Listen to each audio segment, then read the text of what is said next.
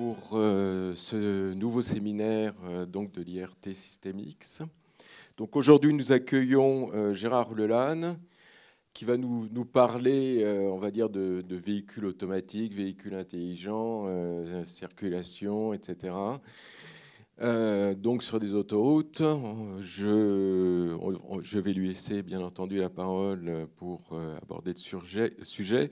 Avant toute chose, je voudrais préciser que Gérard donc, est aujourd'hui chercheur émérite ou directeur de recherche émérite plutôt donc, à l'INRIER, qu'il a rejoint depuis de très nombreuses années et auquel il a contribué donc, à divers sujets comme les systèmes distribués, les problèmes de sûreté, enfin, tas d'autres sujets comme ceux-là qui correspondent, je dirais, au sujet qui va nous introduire et qui va nous présenter aujourd'hui. Je lui laisse donc la parole.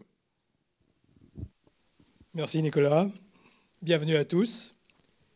Alors effectivement, je vais essayer de vous parler d'un sujet qui est d'actualité, mais qui, comme vous pouvez le voir, a été abordé pour la première fois il y a bientôt 60 ans. Et ça faisait évidemment partie de fiction. Et il y a eu des films de télévision concoctés par Walt Disney qui parlaient des futurs véhicules automatisés dans lesquels on pouvait s'installer et puis voyager en lisant, en dormant. Enfin bon. Donc on y est. Et les questions que je voudrais examiner avec vous aujourd'hui sont celles qui sont indiquées ici. Alors effectivement, prédire le futur, c'est compliqué, c'est risqué. Mais est-ce qu'au niveau de la voix, tout va bien? Oui. Mais une des questions qui se posent aujourd'hui, tant dans le public que chez les professionnels, c'est de savoir si on doit croire aux belles vidéos qu'on nous montre depuis une demi-douzaine d'années, où on voit des gens qui, j'ai en mémoire une vidéo de Audi qui montre une belle voiture avec un beau couple jeune à l'intérieur qui se regarde dans les yeux pendant que le véhicule circule le long d'une côte californienne. Ça dure 4 minutes, c'est beau, on a envie d'être à leur place. Jusqu'au moment où, une fois que c'est terminé, on se dit, mais au fait, il n'y avait pas d'autres voitures sur la route. C'est bizarre. Oui. Donc, ce que je vais essayer de dispel, comme on dit en anglais, d'éliminer au cours de cet exposé, c'est un certain nombre d'illusions. Et puis, essayer de revenir sur Terre, ce qui est le moins qu'on puisse espérer concernant la circulation terrestre, concernant les possibilités d'aboutir un jour à de la conduite automatisée, entièrement automatisée. Donc voilà, alors n'hésitez pas à poser des questions pendant mon exposé. Je vais essayer de tenir les délais. Alors, pour savoir si on doit plutôt, imaginons qu'on soit obligé de voter aujourd'hui, est-ce que vous voteriez plutôt, concernant l'avenir, pour le succès des véhicules autonomes, tels qu'on nous les montre, où on nous dit que les humains n'interviennent presque jamais, ou des véhicules entièrement automatisés, où il n'y a plus du tout de possibilité d'interaction humaine? Alors, cette question-là, on va l'examiner. Je ne vais pas vous demander de voter maintenant, rien n'est prêt d'ailleurs. Mais cette question-là n'a d'intérêt que si on peut démontrer, à l'aide de quelques exemples, que la conduite entièrement automatisée a un sens. Donc c'est ce que je vais essayer de faire en examinant avec vous un certain nombre de scénarios classiques que vous vivez sans doute assez régulièrement, où il y a plusieurs véhicules qui veulent changer de fil en même temps, où une rampe d'accès est congestionnée, l'autoroute ou l'autoroute urbaine est elle-même congestionnée, et est-ce que, ou bien qu'il s'agit d'une rampe de sortie, et la question est de savoir si ces scénarios-là, qui sont à peu près bien gérés par les humains, pour autant que les vitesses sont faibles et que les espaces entre véhicules se créent magiquement, est-ce qu'on peut entièrement automatiser ces scénarios-là? Et notamment, si on essaye de prendre en compte des cas réels, est-ce que ce scénario où on voit un véhicule ici qui veut changer de fil parce qu'il a un problème et donc venir sur la voie d'arrêt d'urgence, opération qui doit être interdite si en même temps il y a un accident qui se produit sur cette file. Parce que du coup, il y aurait Z2 qui rentrerait en collision avec les autres véhicules. Donc voilà ce que je vais essayer d'examiner au cours de cet exposé. Il y a un bout de l'écran qui est mangé. Pourquoi tout cet intérêt en véhicules automatisés ou autonomes? Alors il y a plusieurs raisons. J'en ai sélectionné deux. Une première raison, c'est le nombre d'accidents et de blessures qui sont subis par les humains à cause de trafic routier. Donc vous voyez les nombres ici. Je pense que vous les connaissez. Ce qui est assez impressionnant, c'est que presque tous les accidents sont dus à des fautes humaines et qu'un cinquième d'entre eux sont dus à des conducteurs incapables de se comporter correctement. Donc il est évident que, comme ça a été le cas il y a 30 ans en transport aérien, l'idée c'est de remplacer les pilotes d'avion par des systèmes automatisés, les conducteurs humains, comme vous et moi, par des systèmes automatisés. Le but étant, comme au début de la robotisation du transport aérien, ou son automatisation, diviser le nombre d'accidents par 10. Parce qu'on n'arrivera jamais à zéro, il faut l'admettre. Bien, donc voilà la première motivation. Le but R, c'est de réduire les accidents par 10 et les blessures. La deuxième raison, parmi plusieurs, c'est qu'on fait gagner du temps aux humains. Alors vous avez sûrement vu des statistiques qui montrent qu'on passe beaucoup de temps au cours d'une vie humaine, quand on a une voiture, ou même quand on prend les transports en commun, pour circuler. Donc pas tout à fait 1 heure pour la France par jour, bien plus d'1 heure, presque 2 heures aux États-Unis. Alors évidemment, les gens férus d'économie convertissent immédiatement tout cela en temps de travail perdu, temps de loisirs perdu, et puis e-commerce perdu.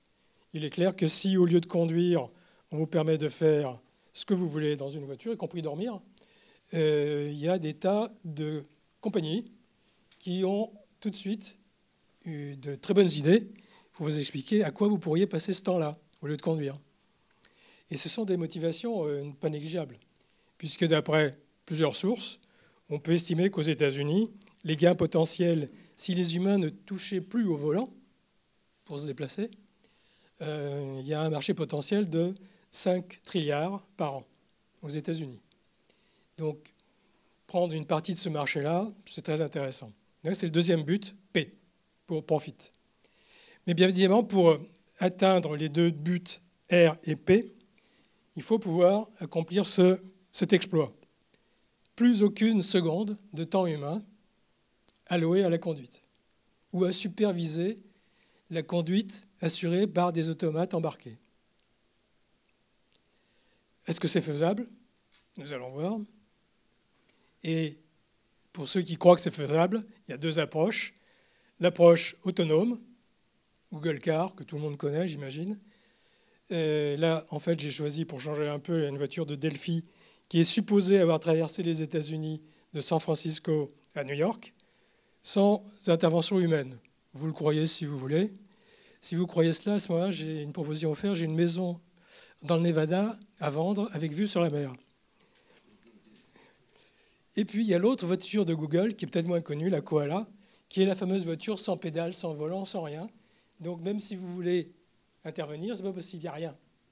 Elle se débrouille toute seule.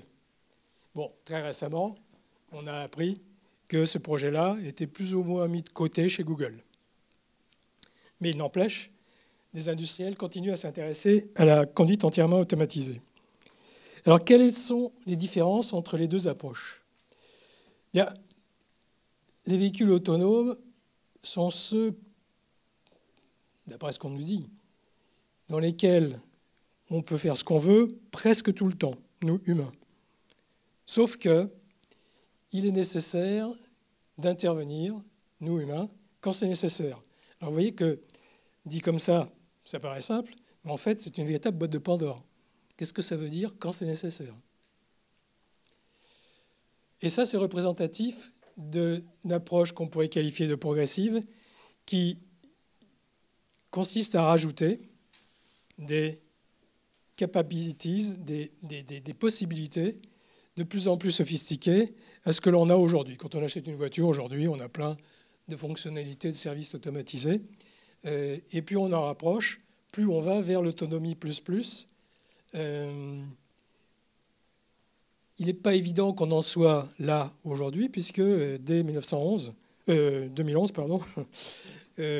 Google a subi son premier accident juste en face de ses quartiers généraux, à Mountain View, ce qui est un petit peu gênant. Donc on sent bien qu'il manque des pièces dans le puzzle encore, même si on est en 2015.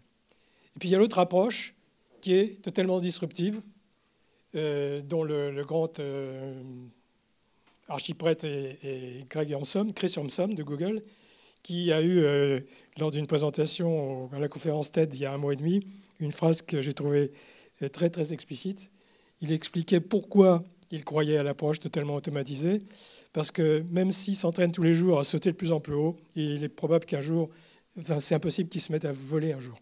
Donc la question, c'est est-ce que cette approche progressive converge? Et si elle converge, sur quoi? Sur l'automatisation totale ou pas? Question ouverte. Alors, bon, je vais faire une revue assez rapide des technologies embarquées aujourd'hui. À nouveau, vous posez des questions, vous m'interrompez si c'est nécessaire.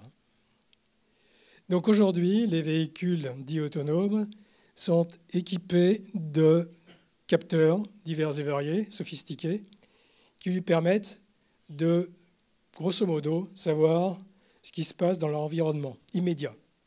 Donc, à quelques mètres devant, quelques centaines de mètres devant pour les derniers modèles Mercedes, des radars frontaux, à l'arrière et sur les côtés, avec des caméras, par exemple, ou bien des lasers. Bien, ça permet de savoir, donc, quand on est dans un véhicule, qui il y a autour, s'il y a des obstacles, en ayant une bonne confiance dans l'identification de la nature des obstacles. Est-ce que ce sont des vélos ou des voitures?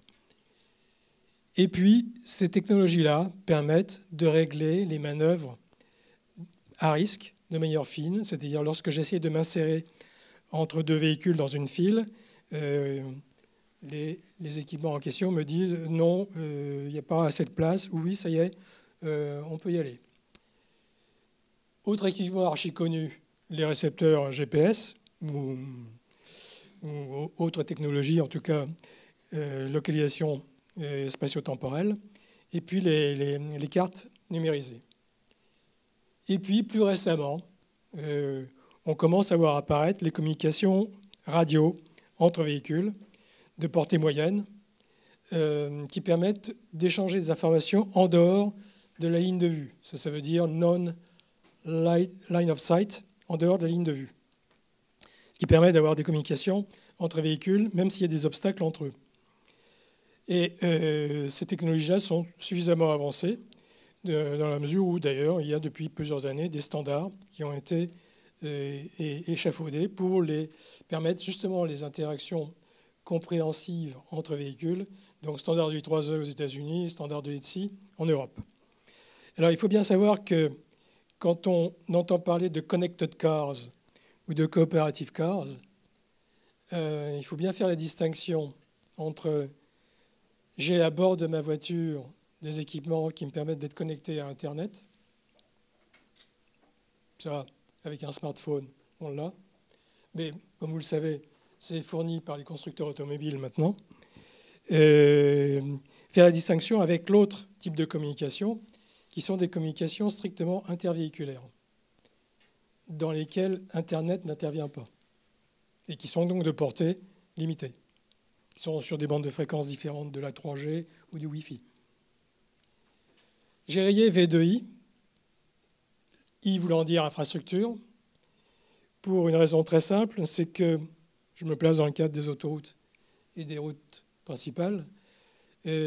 pour être connecté en radio, si le rayon de réception correct est de 250 mètres, via des roadside units, c'est-à-dire des infrastructures le long des autoroutes, il faut que j'en installe tous les 500 mètres, ce qui est totalement déraisonnable. Donc, l'autre remarque étant qu'un accident ou une condition accidentogène pouvant se produire n'importe où sur autoroute, il est hors de question de compter sur une infrastructure à 250 mètres pour pouvoir se sauver la vie, quoi. Donc c'est forcément totalement décentralisé sur des véhicules qui se trouvent... Si un véhicule est loin, je ne peux pas avoir d'accident avec lui, je ne peux pas communiquer avec lui, c'est pas grave. S'il est prêt, je peux avoir un accident avec lui, mais je peux communiquer avec lui. Bien. Alors, ces technologies-là sont évidemment très intéressantes. Elles sont vendues dans la plupart des véhicules modernes.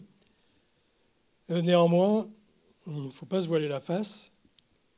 Comme toute technologie, il y a des limites et des faiblesses. Donc, premier problème, les défaillances temporaires ou permanentes d'un radar, d'un capteur, d'une caméra. Est-ce qu'il est déraisonnable ou pas de confier une vie humaine à un équipement qui peut défaillir? La réponse est évidemment non. Donc aujourd'hui, on n'en est pas encore là, mais on verra apparaître petit à petit de la redondance diversifiée à bord des véhicules, c'est-à-dire qu'il existera au moins 2 ou 3 technologies différentes implantant une même fonction critique au sens de la safety pour garantir que le service est toujours fourni, quelles que soient les défaillances, à peu de choses près. Ces technologies-là souffrent d'inexactitude. On sait très bien que les coordonnées GPS et les coordonnées physiques sont vraies à quelques mètres ou dizaines de mètres près, ça dépend des conditions. Ça dépend si on capte les signaux des satellites ou pas. Le climat, les conditions peuvent avoir un effet sur les capacités des équipements, notamment en cas de pluie, les lidars ne marchent pas très bien.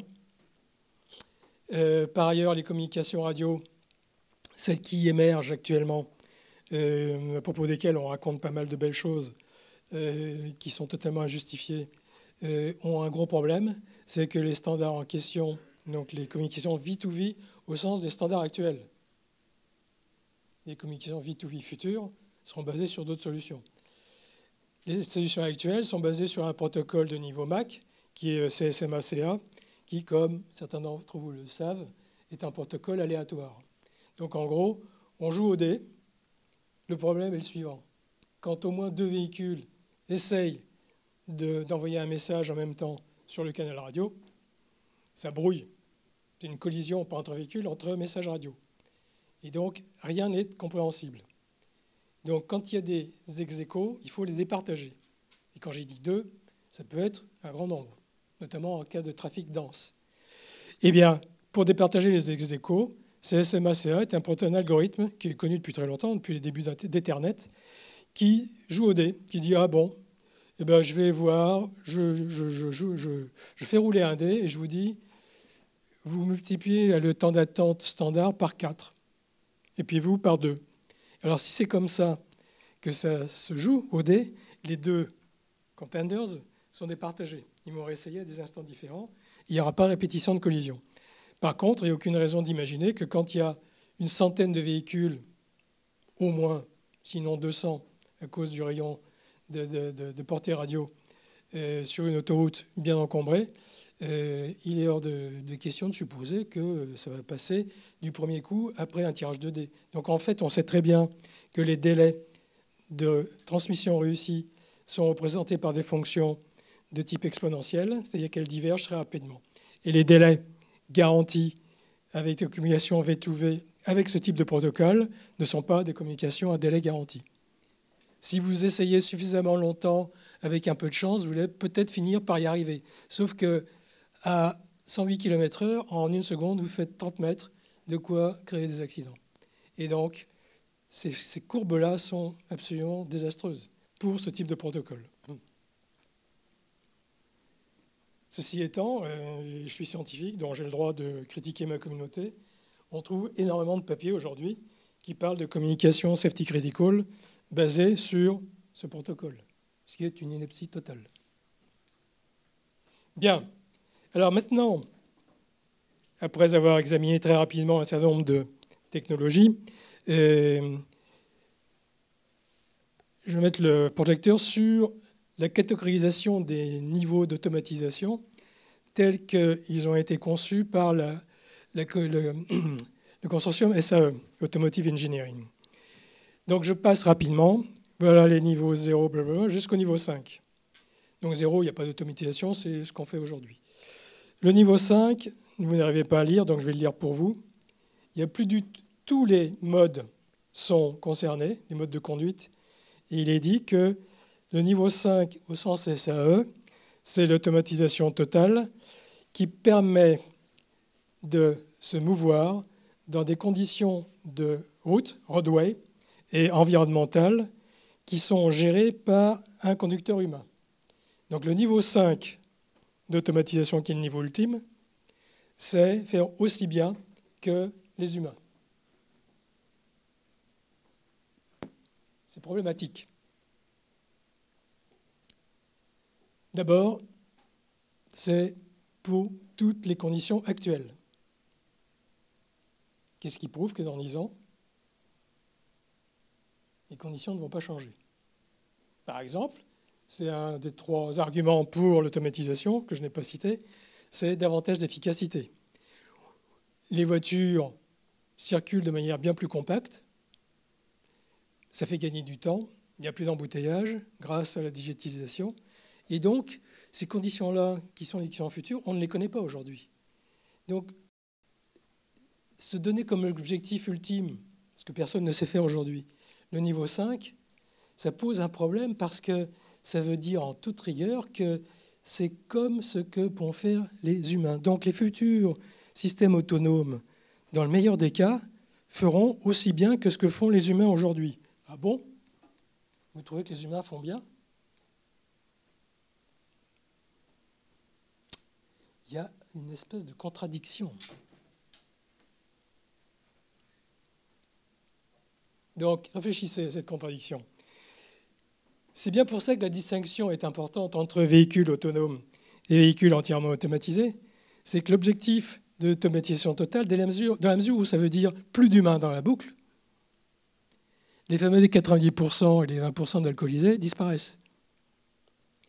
Et donc, ce que l'on doit pouvoir espérer faire avec des véhicules entièrement automatisés, c'est la possibilité de gérer la circulation automobile, véhiculaire de manière plus générale, dans toutes les conditions connues aujourd'hui, dans toutes les conditions futures, y compris pour les scénarios qui aujourd'hui sont accidentogènes. C'est-à-dire que les humains ne peuvent pas gérer.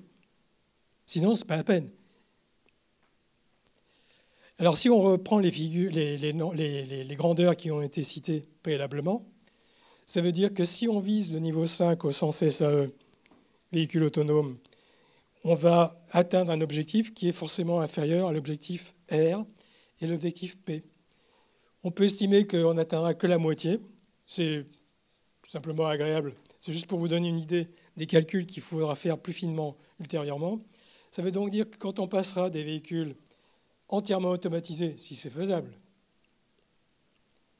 des véhicules autonomes, pardon, véhicules entièrement automatisés, eh bien, on atteindra effectivement le taux de réduction de 10 par rapport au nombre d'accidents aujourd'hui, et on récupérera les 2,5 milliards de dollars par an perdus avec les véhicules autonomes, parce qu'on interdit aux humains de faire autre chose que de surveiller la conduite.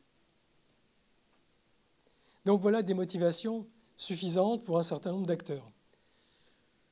Par ailleurs, on constate avec les premières expérimentations en vrai de véhicules autonomes, pas dans des campus protégés ou sur des routes où il n'y a qu'un seul véhicule autonome, ou bordés par les autres véhicules de chez Google qui interdisent aux autres véhicules de s'approcher du véhicule Google qui enregistre les nombres de kilomètres ou de miles parcourus sans accident. Et quand on place des véhicules autonomes dans le vrai trafic, et on découvre des choses intéressantes. On découvre que ce sont des véhicules très timides. Il suffit, c'est arrivé à Palo Alto plusieurs fois, les cyclistes s'amusent au carrefour, qui sont sans feu, à faire mine de traverser le carrefour quand ils voient une Google Car. Et la Google Car s'arrête aussitôt, alors qu'elle pourrait passer. c'est son tour. Mais les cyclistes s'amusent à ne pas respecter le code de la route et les Google Cars restent cloués sur la ligne de stop parce qu'il y a un obstacle. Quand elles circulent dans des zones de trafic plus ou moins denses, elles ont des distances avec les véhicules devant elles, qui sont énormes. Parce qu'il faut pouvoir réagir à temps au cas où un véhicule conduit par un humain se comporterait de manière anormale. Donc la réduction des embouteillages et la réduction des temps de trajet, c'est pas évident aujourd'hui, pas évident qu'on y arrive. Autre phénomène qui est intéressant, c'est que lorsqu'on essaye de doubler une voiture, en général, on accélère, puis on double. Quand on essaye de faire doubler une voiture Google, de doubler une voiture par une voiture Google, elle détecte la présence d'un véhicule devant et dans ce cas-là, elle freine, elle ralentit pour éviter une éventuelle collision. Donc, il y a des tas de problèmes réels qui ne sont pas très bien gérés aujourd'hui. Alors, pour caractériser les propriétés en question, qu'est-ce qui permet d'expliquer ces comportements? C'est qu'aujourd'hui, on a ignoré que dans la safety, il y a deux types de propriétés. Il y a bien évidemment l'immunité, ce que les Google Cars font assez bien. Il s'agit d'éviter les catastrophes, les accidents ou tout autre phénomène désagréable. Mais par contre, la vivacité, celle qui permet de garantir que quand je veux changer de fil, je vais pouvoir changer de fil, ça n'existe pas aujourd'hui. Avec les équipements embarqués aujourd'hui, il est impossible, par exemple, à cette voiture autonome, ici, d'obliger les véhicules qui sont sur sa droite à lui faire la place pour sortir de l'autoroute. Ce sera possible seulement si les véhicules qui sont sur la voie de droite sont coopératifs. Conclusion, il n'y a strictement aucune différence avec des véhicules conduits par des humains. Donc on voit bien qu'il manque quelque chose. L'immunité, la safety, je continue à utiliser le terme anglais réactive, vous protège. Donc vous vous dites, c'est une façon imagée de représenter ce qui se passe à bord, si jamais il se produit tel mouvement autour de moi, alors je me protège. Et éventuellement, ça veut dire que je ne ferai pas la manœuvre que j'ai envie de faire. Parce que je n'ai aucun moyen de dire aux véhicules qui m'entourent, s'il vous plaît, voilà ce que j'ai l'intention de faire, alors faites le nécessaire. Le deuxième volet qui va inévitablement arriver, qui est la safety proactive, où on a aussi la vivacité, en plus d'avoir l'immunité, c'est justement la capacité de se mettre d'accord avec des véhicules environnants pour faire savoir ce qu'on a l'intention de faire, à eux de décider si c'est faisable, sans risque ou pas. Et il y a un accord entre véhicules.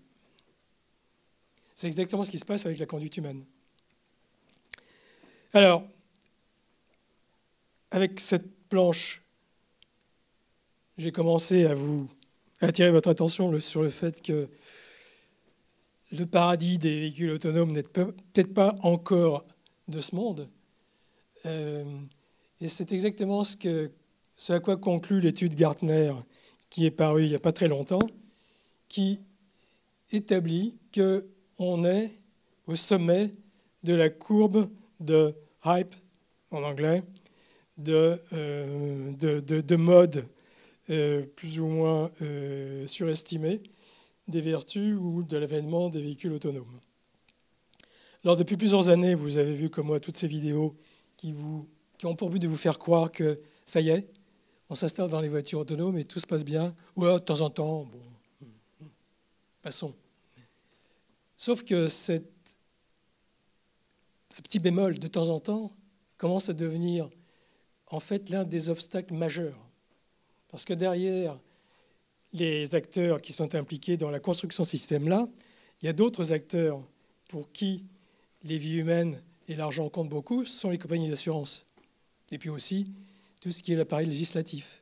Les lois, aujourd'hui, ont 10 ans de retard. En cas d'accident entre véhicules autonomes et véhicules conduits par un humain, qui est responsable? Et qui, à bord du véhicule autonome, est responsable?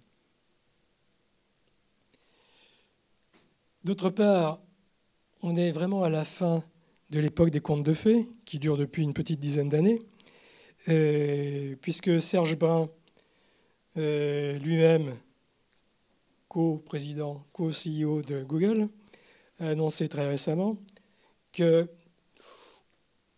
des voitures sans conduite humaine, il va falloir attendre longtemps avant d'en voir.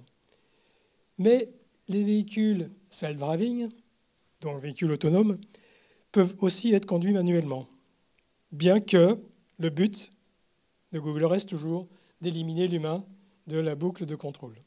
Donc vous voyez bien qu'aujourd'hui, la réalité reprend ses droits, à tel point d'ailleurs que quand on consulte les brevets qui sont déposés depuis peu de temps, on voit que la philosophie de Google a pas mal évolué. Ici, je ne sais pas si vous le voyez, on voit normalement un bras humain qui tient, voilà le bras, et qui tient une espèce de levier. Et ça, c'est comme sur les start-stop actuels. Vous enclenchez le mode manuel, vous le débrouillez. Ce qui veut dire, débrouille-toi toute seule. Alors, il y aura des systèmes de visualisation qui intimeront ce que Google appelle un passager, ne veut pas appeler un conducteur, c'est quand même un conducteur, qui intimeront au conducteur de réenclencher le mode manuel parce que le véhicule Google ne sait plus très bien quoi faire. Donc, si le conducteur est en train de jouer sur son smartphone, il lui reste combien de temps pour réagir correctement ? Bonne question. Alors, quand on lit des passages de brevets, on voit tout de suite les questions auxquelles on est amené à réfléchir. Donc là, il est dit que si un humain constate que le calculateur de bord n'a pas vu un obstacle, il peut reprendre le contrôle immédiatement. Bien. Deux questions. Je suis dans le véhicule et je vois un obstacle. Je me pose la question, est-ce que le calculateur de bord l'a vu aussi ? Comment est-ce que je peux savoir ?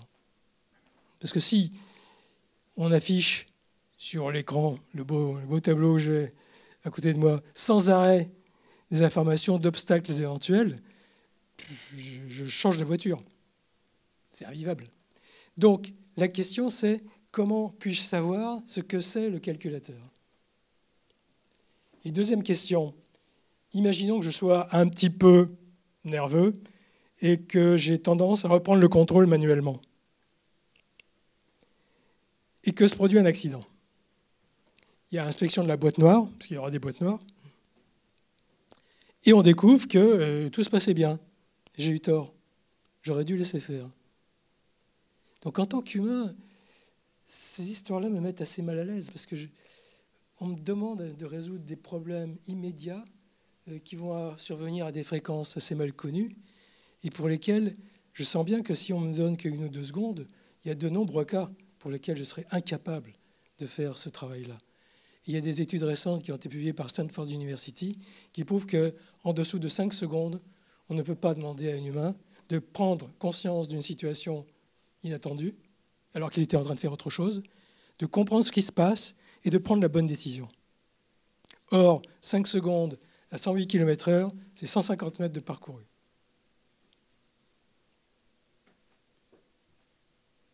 Enfin, très récemment, la semaine dernière, Tesla a annoncé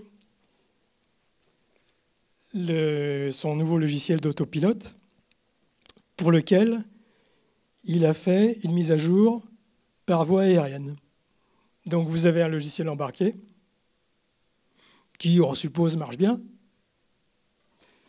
Je laisse de côté tous les problèmes de vérification, de validation des logiciels embarqués, qui est une zone noire aujourd'hui. Il faut compter sur des vendeurs de ces logiciels-là pour faire des patchs pour avoir une nouvelle version. Alors, quand on a été dans l'informatique pendant assez longtemps et qu'on sait ce que c'est que des patchs d'operating system, il y a de quoi être inquiet. Donc, un jour, probablement, il faudra que cette question-là soit traitée sérieusement. Qualité des logiciels embarqués. Ceci étant, on voit bien quelle est la façon de se défausser de la part des constructeurs ou des équipementiers, c'est de dire, mais attention, hein, vous avez signé un contrat. Vous devez avoir vos mains sur le volant, ou toutes les 10 secondes. Et si ce n'est pas le cas, on enregistre, et en cas d'accident, c'est vous qui êtes coupable. Donc, la fin de l'époque, fin des contes de fées, est enfin arrivée, parce que ces problèmes-là sont très très compliqués, y compris aujourd'hui en transport aérien. On ne sait pas déployer des solutions parfaites. Il y a qu'à voir les accidents récents, comme le Rio-Paris, de 2009, 220 morts. Les lois sont en train de changer à toute allure en essayant de rattraper le retard qu'elles ont sur les technologues. Et donc, il y a deux camps.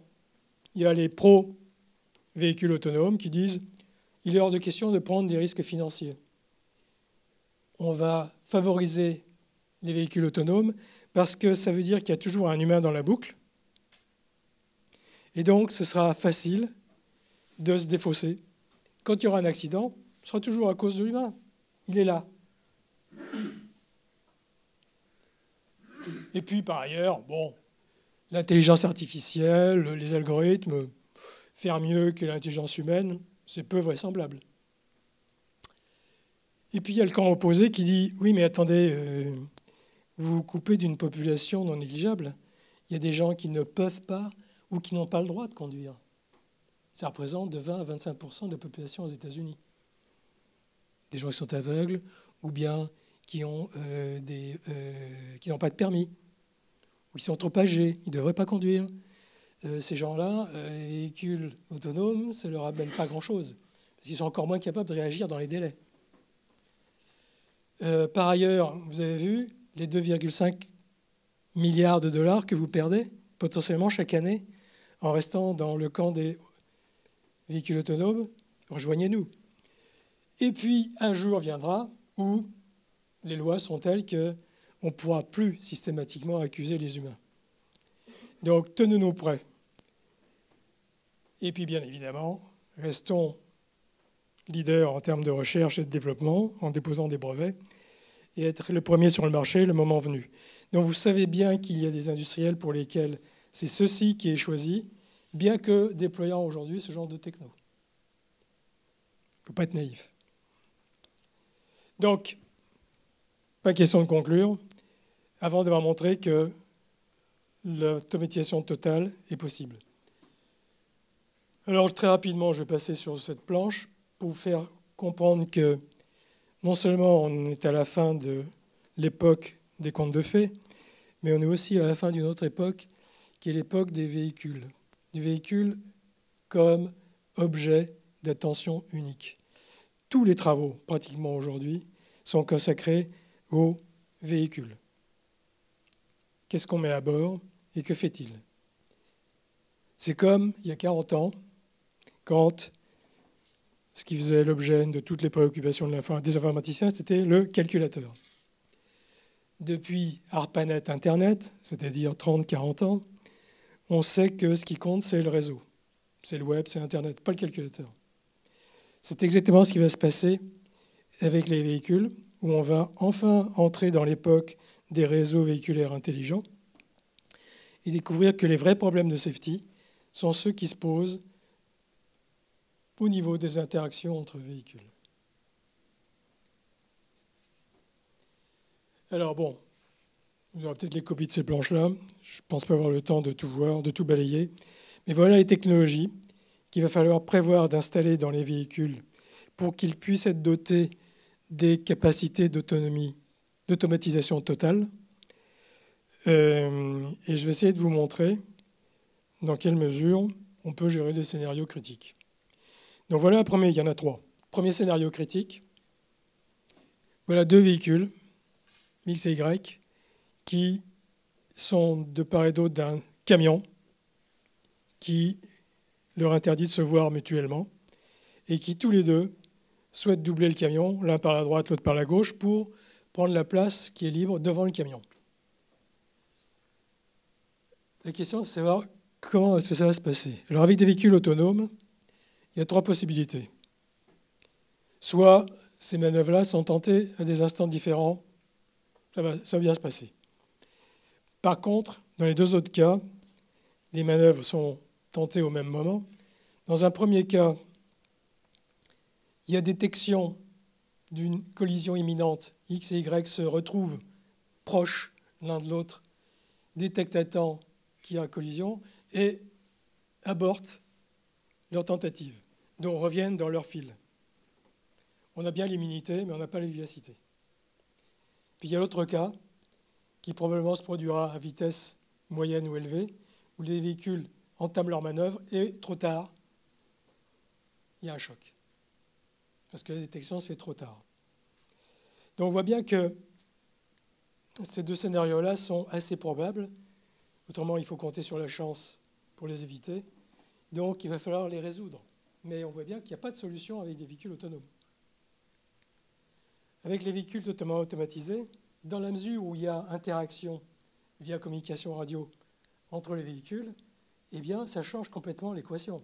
C'est-à-dire que les 2 véhicules, X et Y, chacun de leur côté, communiquent avec leurs voisins immédiats, Y vers la gauche, X vers la droite, et puis eh bien, c'est le camion T qui va en fait décider. Comme il reçoit 2 demandes, on va prendre le cas extrême où c'est simultané, de 2 véhicules qui veulent lui passer devant, il va en choisir un, peu importe la loi. Il va en choisir un, il va dire oui à l'un et non à l'autre. Donc celui qui va recevoir la réponse oui via communication radio va faire la manœuvre, l'autre va attendre, et c'est quand la première manœuvre sera terminée que le véhicule qui a perdu va recommencer et il va essayer de s'insérer entre, j'ai pris le cas où c'est T et Y, qui vont répondre à X, qui est le deuxième à tenter l'insertion. Et là, on a les 2 propriétés, l'immunité et la vivacité. Deuxième scénario. On a affaire à des cohortes de véhicules qui sont capables de communiquer entre voisins immédiats. Ça fait partie des futures technologies.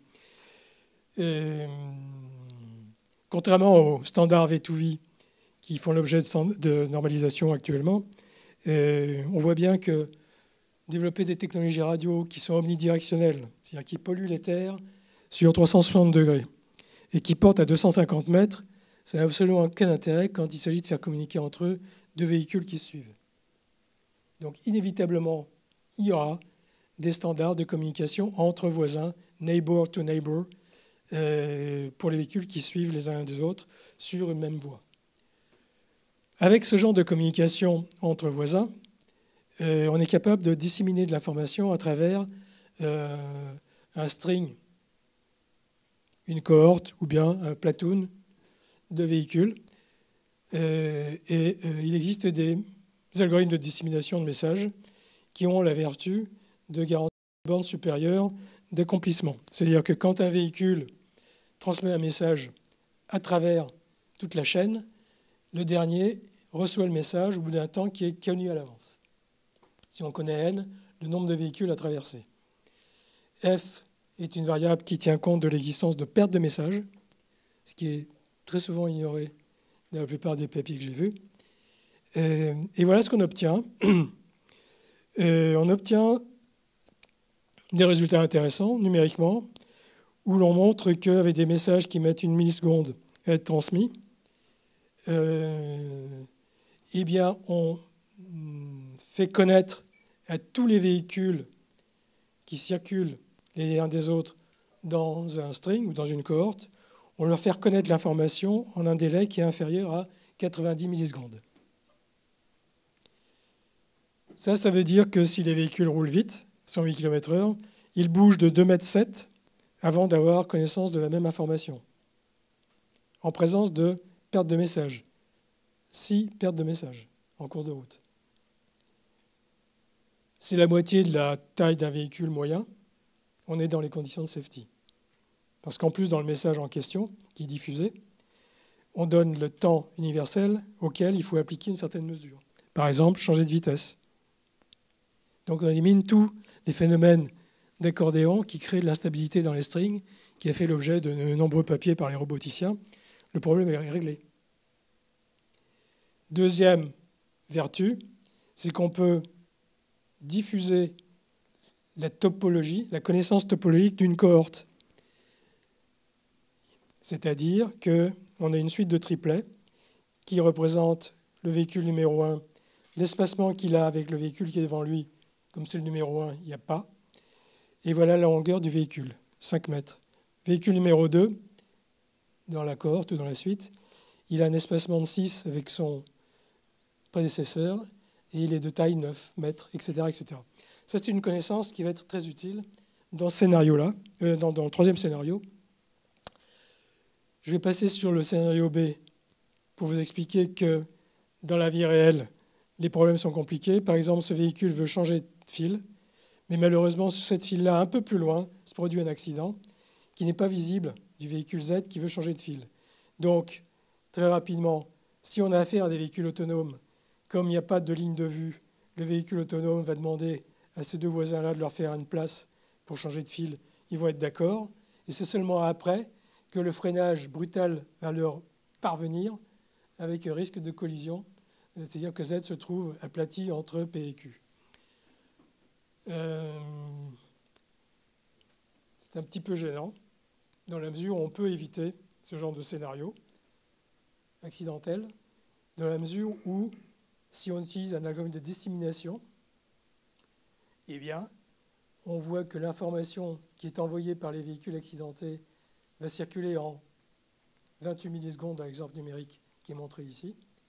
Ce qui fait que quand Z demandera à P et Q de leur faire une place pour changer de fil, à part la fenêtre de vulnérabilité de 28 millisecondes, P et Q diront non, c'est pas possible, pas d'insertion dans notre fil, il y a un accident, il va falloir freiner brutalement. On ne peut pas vous accueillir.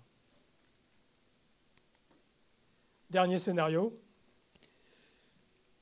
le fameux zipper merging qu'on connaît dans certains endroits, notamment de la région, de la banlieue parisienne, où il faut rentrer sur autoroute dans des conditions de route glissante, grande vitesse ou bien congestionnées. Donc là, la question est, ce que les humains font relativement bien, parce que ça se passe à peu près bien, à petite vitesse, avec des communications visuelles directes, et puis l'habitude, il y a un code de la route qui dit qu'il faut vous intercaler, même si de temps en temps certains automobilistes ne jouent pas le jeu, on le voit et on attend, on passe derrière. Bon, ça se passe bien grâce à cela.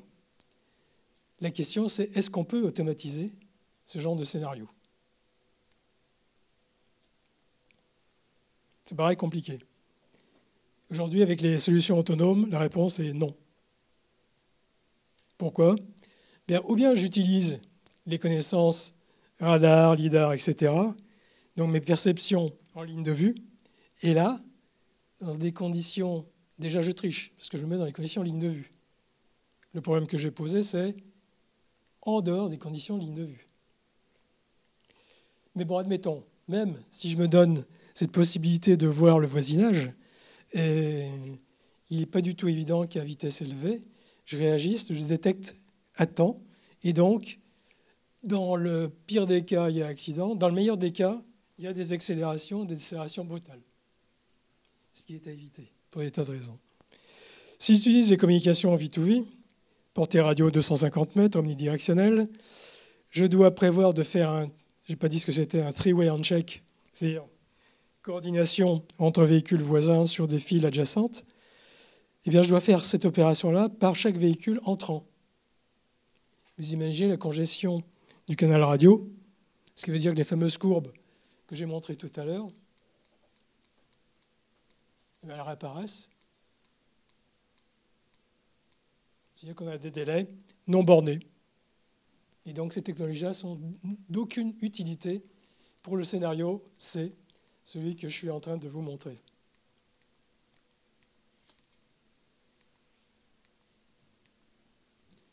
Par contre, si on imagine qu'on a affaire à des véhicules entièrement automatisés, alors là, voilà le miracle qui se produit. J'ai une cohorte, Parce qu'en régime stationnaire, quand les véhicules ont commencé leurs imbrications, ça se passe bien. Je vais vous montrer pourquoi. Le problème, c'est comment commencer une imbrication. Voilà des véhicules qui sont là, sur la voie numéro 1 et qui doivent savoir si oui ou non arrivent des véhicules entrant sur la voie numéro 1. Alors, si c'est le cas, il y a un véhicule qui est tête de cohorte ou de string, qui est le véhicule numéro 1, P, qui va faire un three-way handshake, donc qui va par moyen radio ou optique se mettre d'accord avec les véhicules qui sont en ligne de vue, U et V, et demander à ce qu'il y ait une insertion faite pour lui. Donc les deux véhicules en question, on va imaginer que ça se passe bien, créent un espacement pour héberger P. Ensuite, comment est-ce qu'on évite de répéter cette opération-là à chaque véhicule qui rentre? Eh bien, rappelez-vous,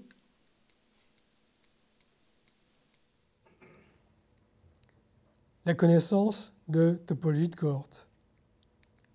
Cette information-là est détenue par tous les véhicules membres d'une cohorte.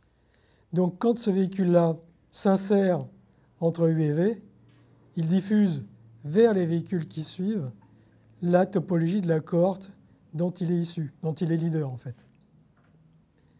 Ça permet à tous les véhicules de savoir quelles sont les tailles en noir, les longueurs des véhicules pour lesquels ils vont chacun devoir créer un slot d'insertion. Ils le savent à l'avance. Idem pour les véhicules qui sont sur la rampe entrante, grâce au véhicule U qui va devenir le prédécesseur de P, U va faire connaître à P et à ses suivants la topologie de la cohorte noire, celle qui est appelée H ici, ce qui fait que ces véhicules-là vont connaître à l'avance les tailles des véhicules pour lesquels ils vont devoir créer les slots d'insertion. Donc l'imbrication se fait comme ça. La connaissance fondamentale des tailles des véhicules entre lesquels on s'insère, pour lesquels on doit créer les slots, cette connaissance-là est connue à l'avance. Ce qui explique pourquoi ça marche. Voilà, c'est bientôt la fin. Voilà des problèmes qui viennent d'être résolus. Donc ce que je viens d'expliquer comme solution pour des scénarios B et C. Et puis des travaux qui sont en train d'être examinés pour les publications éventuelles, des travaux en préparation, notamment comment pouvoir converser de manière secrète en circulant en voiture sur des autoroutes, comment survivre à du jamming volontaire des canaux radio, et puis, ce qui est un petit peu plus futuriste, bien qu'étant basé sur des solutions existantes d'un coût incroyablement modeste, comment garantir les interactions et les accords entre véhicules dans des délais epsilonesques, c'est-à-dire très petits, et qui surtout ne dépendent pas du nombre de véhicules qui essayent d'établir un accord. Et ça, c'est peut-être plutôt brevetable que publiable. Voilà. Donc, on est à la veille d'une grande révolution qui a été inaugurée par Internet. Et on pourrait parler de l'aspect cyber dans tout ce que je viens de vous présenter, qui est encore pas très bien exploité actuellement. Mais ça viendra. Voilà, je vous remercie. Si vous avez des questions. Très bien, merci.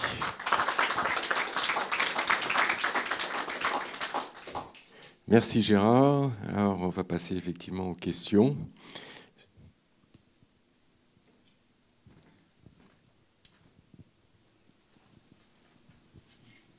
Oui, ça va. Oui, bonjour. J'avais. Pardon? Ah oui, pardon. Oui, donc Nicolas Méric. Donc, je travaille à l'IRT Systemix. J'avais juste une petite question. Deux. C'était concernant déjà la transition. C'est-à-dire que là, vous parlez de véhicules qui sont entièrement autonomes. Et comment on transite vers ce fonctionnement-là, étant donné que pendant un certain nombre de temps, il va quand même y avoir des véhicules qui ne le sont pas. Donc, s'il y a eu des études pour savoir comment on pourrait se faire cette transition-là, parce que là, c'est un scénario idéal dans lequel il n'y a que des véhicules autonomes, ce qui ne sera pas le cas enfin ce qui ne sera jamais le cas, puisqu'à un moment, il va bien falloir qu'ils commencent à être présents, les véhicules autonomes, sur la route. Et la deuxième question, c'est est-ce qu'il y a des études qui ont été faites ou des cas, des scénarios qui prennent en compte les pannes du matériel, quoi. Simplement, c'est-à-dire que là, on suppose que tout le matériel continue de marcher tant bien, et puis s'il y a une voiture qui tombe en panne, qu'est-ce qui se passe, voilà. Merci, très bonne question. De bonnes questions, oui. Alors, la question des réseaux hétérogènes est évidemment fondamentale, puisque même si on peut postuler qu'un jour, tous les véhicules sont entièrement automatisés, avant d'y arriver, donc il y aura des véhicules qui seront de niveau de... J'ai plus le contrôle de... Ah voilà, ça y est, j'ai appuyé sur le mauvais bouton, excusez-moi. Donc la question des réseaux hétérogènes est une question qui est indirectement abordée par l'équivalent aux États-Unis du SAE, à savoir qu'il y a des niveaux d'automatisation et probablement que le droit de circuler à tel endroit, à telle heure, sur telle voie, dépendra peut-être bien du niveau d'automatisation de votre véhicule. Et donc il y aura les niveaux entre 0 à 5, et il est évident qu'il y aura d'autant plus de restrictions de circulation au fur et à mesure qu'on ira vers l'automatisation pour les véhicules comme celui que je conduisais il n'y a encore pas très longtemps, où il n'y avait rien. C'était entièrement humain, la conduite. Et donc il est probable que progressivement, ces véhicules-là vont être éliminés sur les 10-20 ans qui viennent, parce que les conditions de circulation seront très drastiques, de moins en moins drastiques au fur et à mesure qu'on va vers le 5, et aussi, peut-être via le biais des primes d'assurance. Parce que comme vous conduisez toujours de manière relativement influencée par vos comportements humains, vous risquez de créer plus d'accidents que les autres véhicules. C'est ce que dit Google. Les 16 accidents reconnus par Google sont, d'après Google, tous dus à des fautes humaines. Donc, il est probable que ces questions-là vont se résoudre par des approches techniques, garder davantage de distance. Vous n'avez pas le rentrer sur l'autoroute pendant les heures de trafic intense si vous n'avez pas tel niveau. Si vous n'avez pas telle mise à jour d'Android, vous ne pourrez pas rentrer sur l'autoroute. Et ça va être contrôlé. Les accès aux autoroutes seront contrôlés de cette façon-là. Puis il y a l'autre façon de gérer l'hétérogénéité, c'est en dehors des conditions de prise de distance et d'interdiction de manœuvre ou d'entrée, les conditions de type restriction par les moyens financiers. La deuxième question, elle est fondamentale dans la mesure où aujourd'hui, comme je l'avais fait remarquer,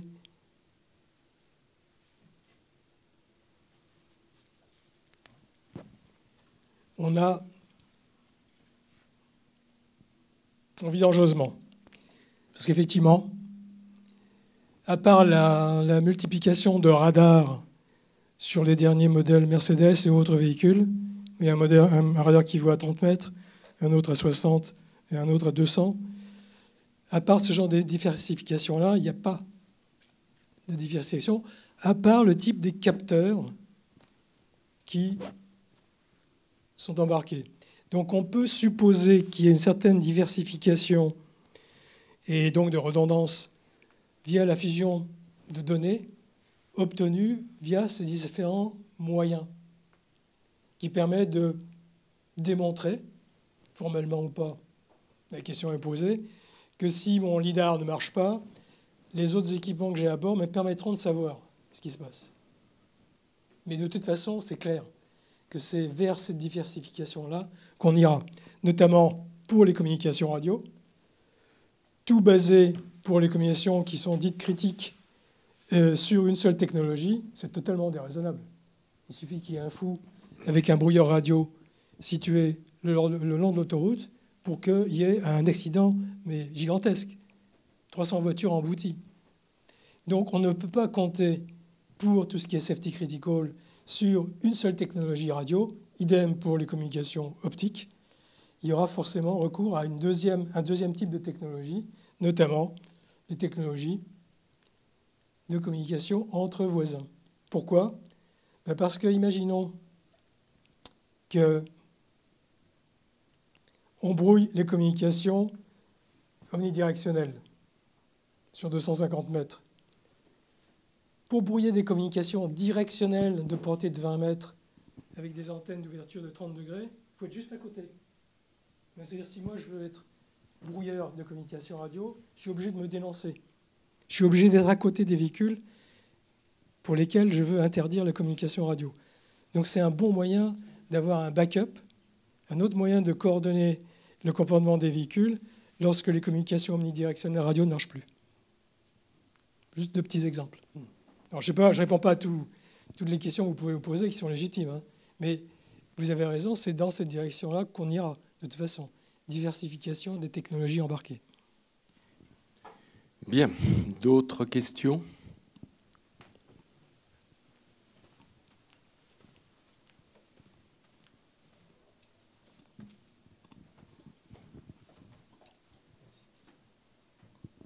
Bonjour, je m'appelle Chun Shiguo, je suis un doctorant dans un projet qui s'appelle LRH dans Système X. En fait, dans notre projet, on travaille sur le nouvel usage de véhicules autonomes, notamment s'appuyer sur l'interface réalité augmentée. Tout d'abord, j'ai une question sur les termes véhicules autonomes. En fait, même quand je fais l'état de l'art, il y a plusieurs termes utilisés dans différents contextes par différents acteurs. Il y a le véhicule autonome, autonomous vehicle. Il y a le véhicule de conduite automatisé, automated driving vehicle.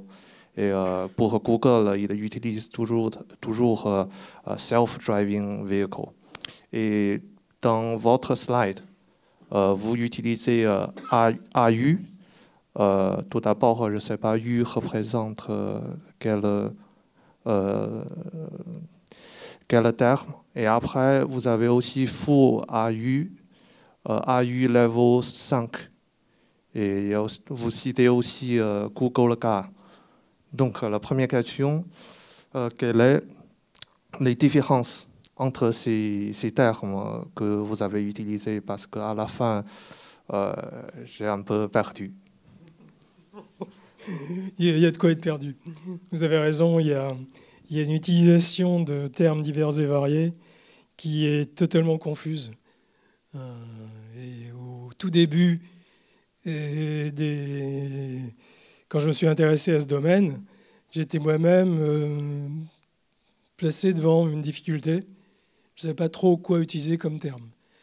Et puis un jour, Steve Schladover, qui était responsable du projet Intelligent Highways aux États-Unis dans les années 90, m'a dit « Ah non, non, autonomes sont des véhicules qui sont comme ceux que fabrique Google. » Donc self-driving, autonome.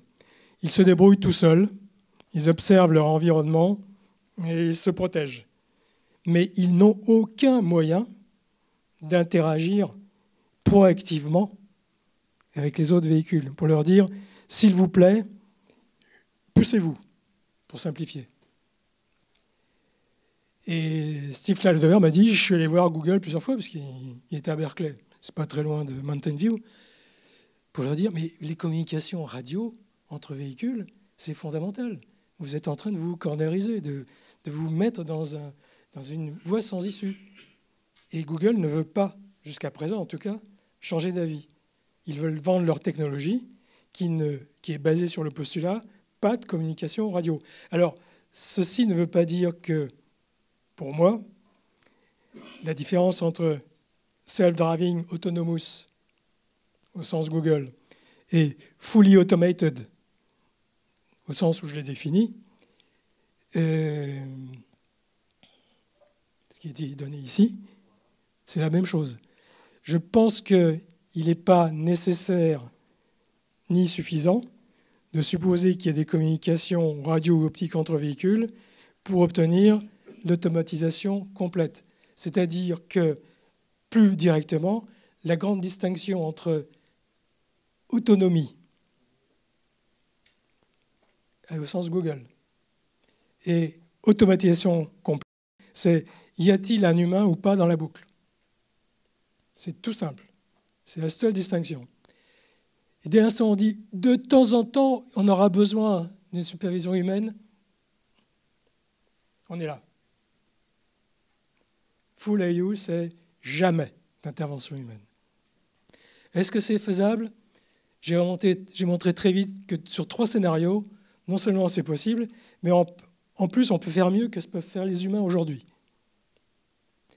Alors maintenant, je suis d'accord avec vous parce que quand on prend les définitions SAE, non, c'était avant, excusez-moi.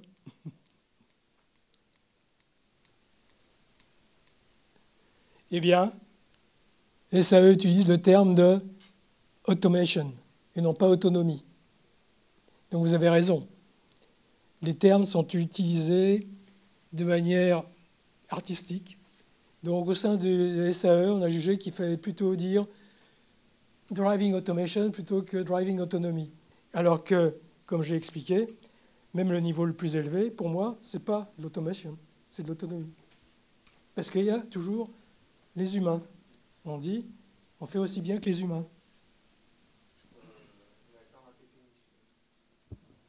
Pardon, mais dans la définition de niveau 5 SAE, il dit le véhicule peut rouler tout seul sans conducteur humain, comme le chauffeur, le taxi chauffeur, il le donne comme voilà, full automation.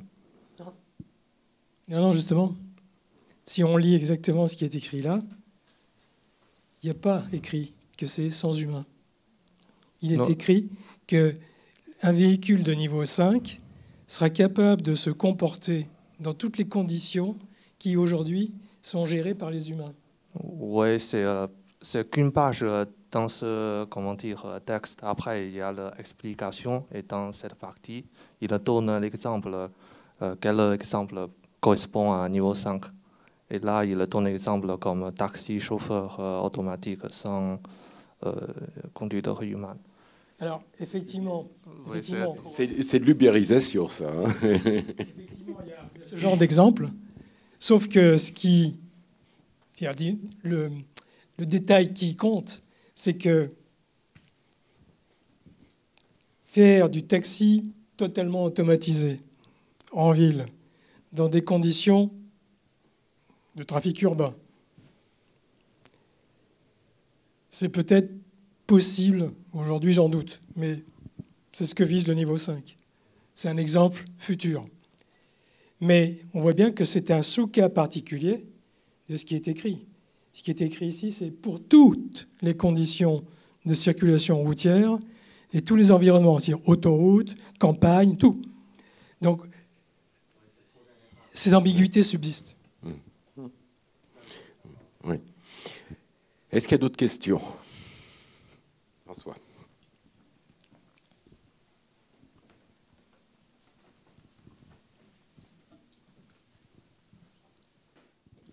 Merci. François Stéphane, donc Systemix. J'avais deux questions en fait. Une question, si vous pouviez préciser les fondements scientifiques un peu de ces études en termes de modèles, de théorie mathématique, de simulation.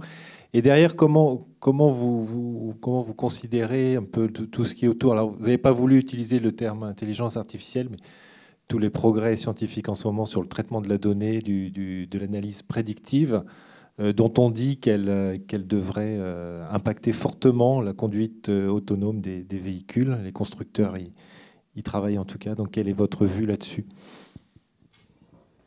Alors, en fait, il y a deux questions importantes derrière cette question. Première question, quel type de discipline scientifique? Alors, je suis issu d'une communauté scientifique qui s'appelle Distributed Algorithms et qui a, pendant les 30 dernières années, étudié les problèmes de coordination entre processus informatiques dans les systèmes informatiques de type cyber. Donc on est dans des modèles abstraits de processus qui communiquent entre eux, en présence de défaillances ou pas, peu importe, sans contrôle centralisé, et qui doivent résoudre des problèmes on se donne les problèmes qu'on veut. Donc le problème qui correspond le plus à ce qui est derrière tout ce que j'ai présenté, ce sont les problèmes dits d'accords distribués. Exact agreement, consensus ou approximate agreement. Bon. Donc ces algorithmes-là ont des preuves formelles et ils permettent de montrer comment des programmes qui s'exécutent se mettent d'accord dans un délai qu'on peut calculer à partir d'avis divergents. Donc si je reprends l'exemple ici, on voit deux avis divergents. Il y a un avis qui est « j'aimerais bien rentrer sur la voie numéro J », et puis ici, quelque chose qui conduit à dire « il faut que personne rentre sur la voie numéro J ». Donc voilà deux avis initiaux, et à la fin de l'algorithme, il faut qu'il y ait un seul et même avis qui soit pris par tout le monde. C'est un exemple de consensus binaire. Alors, il est clair qu'après 30 ans de travaux sur des problèmes théoriques de cette nature-là, on n'est pas sans munitions pour traiter les problèmes du monde ITS. Parce qu'on a à peu près les mêmes données au départ. Des véhicules ont des avis différents à cause d'une vue locale qui ne peut pas être la même qu'une autre vue locale. Sinon, si on fait l'hypothèse que l'inverse, c'est qu'on a résolu le problème avant de le poser. Donc, il y a des vues locales différentes et il faut qu'à la fin d'une exécution d'un algorithme distribué, en présence de défaillances éventuelles, tout le monde arrive à la même conclusion, à la même décision. Alors, effectivement, tout l'arsenal algorithmique qui existe dans le camp des algorithmiciens auxquels j'appartenais jusqu'à récemment peut servir. Sauf que les problèmes sont plus compliqués. Parce que dans les processus informatiques des modèles abstraits, il n'y a pas de vie humaine. Là, les processus dont on parle, ce sont des processus qui bougent avec des humains à l'intérieur. Donc il y a toute une gamme de problèmes safety qui n'ont jamais été étudiés par la communauté à laquelle j'appartenais. Au tel point d'ailleurs que cette communauté-là, et je suis en partie coupable, a défini deux propriétés de correctness algorithmique dans les modèles abstraits distribués. Une propriété qui s'appelle liveness, qui est que les processus progressent toujours, ne sont jamais bloqués. Ils finissent par arriver à la commande de fin. Ils commencent à begin, puis un jour, ils arrivent à fin. Et cette propriété-là, que j'ai baptisée immunity, pour les théoriciens, vous saviez comment ils l'avaient appelée? Safety. Évidemment, ça n'a rien à voir avec la safety dont on parle. Safety, c'est de dire je respecte des prédicats. Donc, les disciplines scientifiques, pour répondre à votre question, sont des disciplines qui relèvent de l'algorithmie distribuée, des protocoles de communication, et donc très précisément des problèmes d'accords distribués entre véhicules. Donc ça va au-delà des communications. Il faut des communications, mais en plus, il faut des algorithmes plus compliqués pour permettre de prendre des décisions correctes en un temps imparti. Donc il y a aussi tout le temps réel qui intervient. Et puis la deuxième question était... Ah oui, traitement de données. Alors, l'intelligence artificielle. Là, on tombe sur des problèmes qui sont bien connus dans le milieu de la défense. Christophe ne dira pas le contraire. Les problèmes de prise de décision en temps contraint, en présence de données inexactes ou approchées. Alors, il faut bien reconnaître que les algorithmes d'IA dont on dispose, qui donnent des résultats relativement satisfaisants, sont des algorithmes qui prennent du temps. Donc, contrairement à ce que pensent certains qui imaginent que les problèmes de safety pour les scénarios que j'ai rapidement montrés, par exemple, ça, pour certains, sont des problèmes de planning. Donc, ça suppose qu'il y a quelque chose qui existe quelque part, à qui on soumet une proposition de manœuvre. Nous allons arriver sur l'autoroute. Ce quelqu'un sait quel est l'état de l'autoroute au moment où on arrivera et dit voilà, donne les réponses que j'ai montrées ici. C'est farfelu, dans le meilleur des cas. Il n'existe pas d'entité qui, dans les Yvelines, centraliserait toutes les intentions d'arriver sur l'autoroute de tous les véhicules entre 7h et 8h du matin sur Paris et qui dirait à chacun d'eux, voilà à quel moment vous pouvez tenter de vous insérer sur la... Totalement déraisonnable. Donc, les problèmes d'IA, enfin l'IA, sans aller jusqu'au deep learning, peuvent avoir des solutions qui ont un sens, sauf quand on est en temps contraint. On ne peut pas faire de fouille de données en demandant aux véhicules de s'immobiliser le temps qu'on ait fini, avant de reprendre leur course. Donc, on est obligé de compter sur des algorithmes d'exécution instantanée qui prennent les états actuels, qui disent voilà dans quel état on est, et à votre avis, qu'est-ce qu'on fait? On fait ça, d'accord, bon. Mais ce n'est pas de l'IA, ça, c'est de l'algorithmique. Simple, je dirais. Je ne sais pas si je réponds à votre question. Peut-être en complément, l'être humain arrive bien à conduire. Donc, qu'est-ce qui ferait qu'un ordinateur ne se rapproche pas du comportement d'un cerveau humain? C'est un peu ce qu'il y a derrière ma question.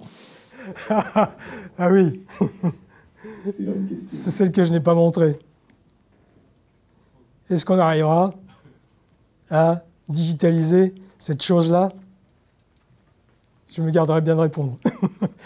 Peut-être en y mettant des éléments digitaux, ce qui est la thèse du transhumanisme. Mais les patrons de Google sont bien des transhumanistes. Non. Ray Kurzweil. Mais il n'est pas du tout certain que Serge Brun et puis l'autre, j'ai oublié son nom. Larry Page. C'est une grande question. Est-ce que la question qu'on peut se poser, qui est même encore plus impressionnante, c'est est-ce que le fait qu'on libère le cerveau humain de 1 ou 2 heures par jour quand on conduit, donc le cerveau va être amené à faire autre chose. Surtout si en plus, comme le prédisent un certain nombre de futurologues, on va augmenter l'humain avec des prothèses.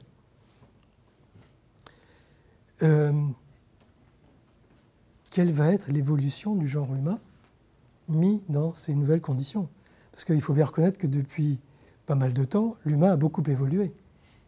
Donc là, on aboutit à quelque chose qui était un peu vertigineux, qui est, est-ce qu'on ne serait pas à la veille d'une époque, ce qui serait vraiment révolutionnaire, où jusqu'à présent, l'humain s'est donné des technologies qui lui permettent de se libérer du labeur fastidieux et éreintant. Donc il s'est doté de forces mécaniques qui vont bien au-delà de ses forces naturelles. Et puis, il s'est doté d'équipements qui ne sont pas représentés ici, des calculateurs, qui vont permettre de complètement transformer ses capacités calculatoires parce qu'il y a des prothèses qui sont là, qui lui permettent de mémoriser et de calculer de manière fantastique par rapport à ce dont il est naturellement doté. Mais jusqu'à présent, il s'est doté d'un outil qui lui permet de s'affranchir des contraintes d'espace, la mobilité, seulement à la condition qu'il y consacre du temps. Est-ce qu'on ne serait pas à la veille d'une époque où c'est fini, cette équation vole en éclats? L'homme va pouvoir se déplacer sans y consacrer du temps. C'est-à-dire continuer à fonctionner comme un humain qui a envie de se donner des activités physiques ou intellectuelles qui lui plaisent, sans être contraint de jeter à la poubelle, entre guillemets, 1 ou 2 heures par jour quand on conduit. C'est beaucoup sur une année. Et sur quelques dizaines d'années ou siècles, ça peut avoir des conséquences très importantes. Donc on est peut-être en train de sortir de l'équation déplacement égale temps. Peut-être que non. Bonjour. Pour revenir peut-être sur un peu plus en arrière, j'ai bien aimé votre comparaison entre réseau et je dirais le passage computer-réseau et voiture-réseau. Et donc ça m'amène à vous poser la question suivante. Et le cloud, c'est-à-dire est-ce que vous avez un apport sur quelle est la part embarquée et la part distribuée, puisque c'est la problématique computer est venue en distribution après. En complément, une deuxième question, vous présentez là les cas d'usage je trouve un petit peu de façon binaire, en disant il faut que ça soit fully automated, et donc que va devenir l'humain là-dedans? N'est-on pas dans des cas plutôt de se dire, pour certains cas d'usage, il faudra être fully automated, le cas de trafic, le cas d'entrée dans certaines autoroutes, le cas de trafic jam, où là il y a vraiment du temps à gagner. Et puis des cas de conduite dans la ville où il y a il y a un step cognitif beaucoup plus important, où là, eh ben, ça ne le sera pas, mais c'est pas gênant. Ce qui est important, c'est d'être dans un cas ou bien fully automated, sans intervention humaine, dont la responsabilité est dans la conduite et le véhicule. Et puis, il y a un cas où c'est l'humain. C'est très probablement si j'avais à parier aujourd'hui, je parierais là-dessus. À savoir que il est toujours utile de se référer à ce qui existe. À nouveau, au transport aérien. Aujourd'hui, on sait que au-dessus de l'Atlantique, les pilotes n'ont pratiquement jamais rien à faire. Les corridors sont établis. Les avions sont équipés de ce qui les oblige à rester dans les corridors, dans les couloirs, parlons en français. Il y a les appareils qui permettent de détecter les éventuelles collisions frontales et qui font se déplacer les avions qui auraient le mauvais goût de ne pas suivre leur trajectoire. Donc pendant les vols, les pilotes n'ont pratiquement rien à faire, sauf traverser de zones dangereuses, connues, à nouveau, le Rio-Paris, 2009, zone où gèlent les sondes pilotes de des amis de chez Thales, où normalement les deux, pilotes et copilotes, sont dans les cabines. Ce n'est pas le cas, 220 morts. Bon, en dehors de ces zones précises, où on a le droit de ne pas s'occuper du vol, évidemment, au moment du décollage et des atterrissages, même si tout est en automatique, les pilotes sont tenus d'être présents. Donc c'est exactement ce que vous décrivez. Il est probable que dans quelques années, il y aura, en tout cas pour la plupart des autoroutes majeures, importants, des contrôles d'accès aux autoroutes. Votre véhicule est équipé de ce qu'il faut, et là, vous pouvez enclencher le mode fully automated jusqu'à destination, jusqu'à sortir de l'autoroute. Et là, s'il y a un accident, la responsabilité incombera à un équipementier ou constructeur automobile, parce que vous aviez le droit de le faire. Si on compte sur les infrastructures. Absolument. Et puis il y a les autres cas, où là, on sera dans le problème qui est aujourd'hui très très ennuyeux pour tous les acteurs de cette industrie, qui est que on bascule de mode. Donc les endroits où, en gros, ce que disait Malaparte, un État totalitaire, c'est un État dans lequel tout ce qui n'est pas interdit est obligatoire. Est-ce qu'on va basculer dans un système où ce sera tout automatique, et j'ai le droit de ne rien faire, ou tout manuel? En ville aujourd'hui, c'est clair. À part quelques cas très particuliers, le petit bus qui circule tout doucement le long du trottoir et qui s'arrête dès qu'il y a un chien qui traverse à 15 mètres. Bon, aujourd'hui, pendant quelques temps, ce sera encore l'humain qui assurera les traversées de ville sécurisées. Les vélos, tout ça, enfin, j'ai des amis qui font du vélo qui ont très peur de ça. Parce que déjà, avec des véhicules conduits par des humains, il y a des accidents. Donc, des véhicules équipés de radars qui ne les voient pas, bon. Par contre, là où on est obligé de continuer à réfléchir, c'est pour les situations intermédiaires. Soit on est en fully automated, soit on est en fully manuel. Pardon, c'est ça que je dois faire. Mais entre les deux, est-ce qu'on aura le droit de laisser les automatismes décider à notre place, qu'on doit reprendre le contrôle, ou est-ce qu'on aura toujours une pseudo-garantie de bien faire quand on décidera nous-mêmes, humains, de reprendre le contrôle? Cette question-là reste posée. Même si dans pas mal de scénarios, on pourra compter sur l'option binaire que vous décrivez. Merci. Peut-être une dernière question?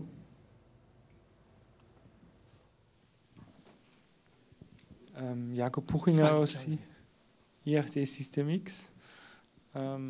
J'ai une question. Il y a cette question d'éthique aussi, surtout dans les situations d'accident. C'est toujours cette image qu'on dit, il y a, je ne sais pas, une voiture avec 4 personnes, une voiture avec une personne. Et après, la question, c'est avec laquelle des 2 voitures je vais faire la collision. Ah, oui. Donc, ou avec une mère avec un enfant, ou une très vieille personne, ou je ne sais pas. Donc, est-ce que c'est un thème et comment résoudre cette thématique? Je pense que c'est une thématique très importante quand l'ordinateur... Parce que cela, il va falloir le programmer dans les machines. Ils doivent prendre ces décisions. Et comment... C'est bien là qu'est le problème, parce que il y a 2 observations. Une première observation est que quand un humain prend une décision qu'on suppose être éthique, ça revient à supposer que l'humain exécute une espèce de fonction de calcul de minimum, de dégâts minimum, et choisit cette option-là, même si ça le conduit à prendre le risque de se tuer. Je vais renverser une maman avec, dans le berceau qu'elle pousse, un bébé, c'est ça, ou bien je me mets dans le fossé. Que fait un humain? Ça dépend de l'humain. Alors, est-ce qu'on peut exiger davantage d'un véhicule sous le contrôle d'un automate? On ne va pas faire des tests. Donc, la question est posée. Maintenant, si on imagine des gens qui travaillent sur la question, ils sont aujourd'hui, 20 octobre 2015, dans des bureaux de laboratoires de recherche, de R&D, et étudient des scénarios dits à valeur éthique, décisions à valeur éthique. Ils vont prendre des décisions à partir de scénarios qui se sont donnés. Dans quelle mesure, une fois que ces algorithmes décisionnels seront embarqués et s'exécuteront, les décisions correspondront à la vraie situation rencontrée en 2017 au coin de cette rue-là? C'est une question terrible, parce que cette décision éthique a été prise il y a longtemps dans un bureau. Et il n'est pas du tout évident qu'elle corresponde à une vraie situation, à un moment donné dans le futur. Donc, ce sont des problèmes très compliqués. Mais à nouveau, ce qu'il faut bien garder à l'esprit, c'est qu'on peut exiger davantage de systèmes digitaux, davantage que l'humain, pour certains types d'activités. Mais aujourd'hui, étant donné l'évolution humaine dont nous sommes témoins et que nous instancions aujourd'hui, il faut bien reconnaître que ces questions-là sont très difficiles. Très difficiles. On n'a pas de réponse. Dans 50 ans, peut-être. Mais aujourd'hui, en tout cas, personnellement, je dois avouer que je n'ai pas de réponse. La seule réponse qui m'a paru être censée dire l'humain n'est pas rationnel non plus. Et donc, alors ça n'excuse pas le fait que... Exactement, et la machine, elle est rationnelle. Donc, la machine, et ça peut produire des dégâts. Dire ce qu'elle doit faire dans ces cas. Et dans les 2 cas, ça peut aussi conduire à des catastrophes. Trop de rationalisme et pas assez. Alors j'avais oublié de répondre à la question cloud. Oui, alors les clouds, oui, c'est sûr. Il y a même des papiers que j'avais cités.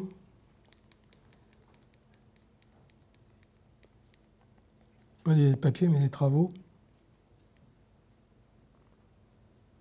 Dans les villes, où il y a des infrastructures naturelles qui vont être exploitées, et bien évidemment, qu'on va pouvoir compter sur des services de type cloud, ou bien de cloud déplacés, qui, par exemple, seraient des clouds qui seraient alimentés, dont les informations seraient alimentées par les autres, le crowdsourcing. C'est-à-dire les autres véhicules, un peu comme Waze, les autres véhicules m'informent, et du coup, je sais à quoi m'attendre au prochain carrefour, sans qu'il y ait besoin de mettre des pylônes partout. Oui. Donc c'est sûr que ces technologies-là vont jouer un rôle. Alors si on a des grands clouds à distance, oui. Mais pour tout ce qui est safety critical, ce sont forcément des clouds très près des situations accidentogènes. Très bien. Écoutez, je vous propose... Ah, vous vouliez poser peut-être une toute dernière question, parce que... L'informatique a commencé et a eu 2 voies possibles, soit le numérique, soit l'analogique. Le problème, c'est que l'informatique actuellement a pris la voie numérique pratiquement totale, mais le cerveau humain marche absolument sur une voie d'analogie. Donc, pour l'instant, il y a une certaine compatibilité entre l'analogie et la façon de raisonner du cerveau humain vis-à-vis du numérique. Mais est-ce qu'à un moment, avec l'extension infinie du numérique, on n'arrive pas à une incompatibilité et avec des problèmes qui se poseront et qui seront très difficiles à résoudre?